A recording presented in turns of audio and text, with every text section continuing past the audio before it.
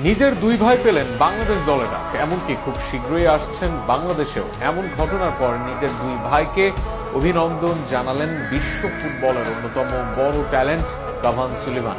ভাইয়ের জন্য বাংলাদেশকে স্মরণ কাভানের। এবার কি ভাইয়ের টানে প্রতিনিধিত্ব করবেন এই দেশকে?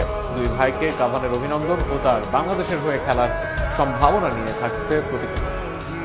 দেশের টানে আগেই প্রকাশ করেছিলেন আগ্রহ। বাফুফেও তাদের ব্যাপারে ছিল আন্তরিক, কিন্তু শেষ পর্যন্ত 2-4 মিলতে লাগে সময়। তবে অপেক্ষা দীর্ঘ হলেও রেনান ও ডিক্লাইন সুলিভানদের বাংলাদেশের হয়ে খেলার সময় খুব বেশি দূরত্বে নেই।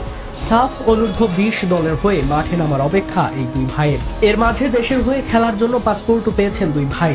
তবে দুই ভাইয়ের বাংলাদেশের হয়ে খেলায় দেশের ফুটবল ভক্তরা যেমন আনন্দিত হয়েছেন, আনন্দ ছুঁয়ে গিয়েছে তার পরিবারেও। দুই ভাইকে শুভেচ্ছা জানিয়েছেন আরেক ভাই, তিনি কাভান সুলিভান।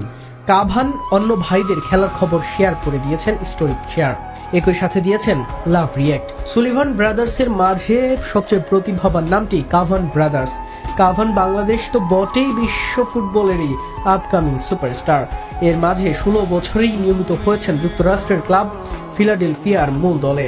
ম্যানচেস্টার সিটির মতো ক্লাব এই বয়সে আলাপ সেরে রেখেছে তার সাথে। বাংলাদেশ তো বটেই, স্বয়ং 4 বারের বিশ্ব চ্যাম্পিয়ন জার্মানিও কাভানকে নিজ দেশে খেলানোর ব্যাপারে আগ্রহী।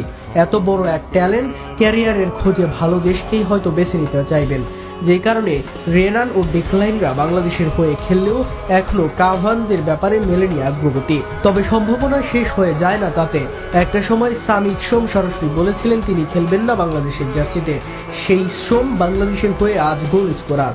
হামজা চৌধুরীকেও লাল সবুজের জার্সিতে দেখা ছিল অলিক স্বপ্নের মতো। বর্তমান বাংলাদেশের ফুটবলের বড় ব্র্যান্ড এই হামজা, যেখানে কাভানের দুই ভাই যাচ্ছেন বাংলাদেশে। দেশের ফুটবলের তাপ কিছুটা হলেও আজ লেগেছে কাভানের গায়ে। কাভান হয়তো কিছুটা বুঝেছেন আমেরিকা জার্মানিতে খেলে বড় তারকা হতে পারবেন, কিন্তু মানুষের ক্রেজটায় থাকবেন ঘাটতি।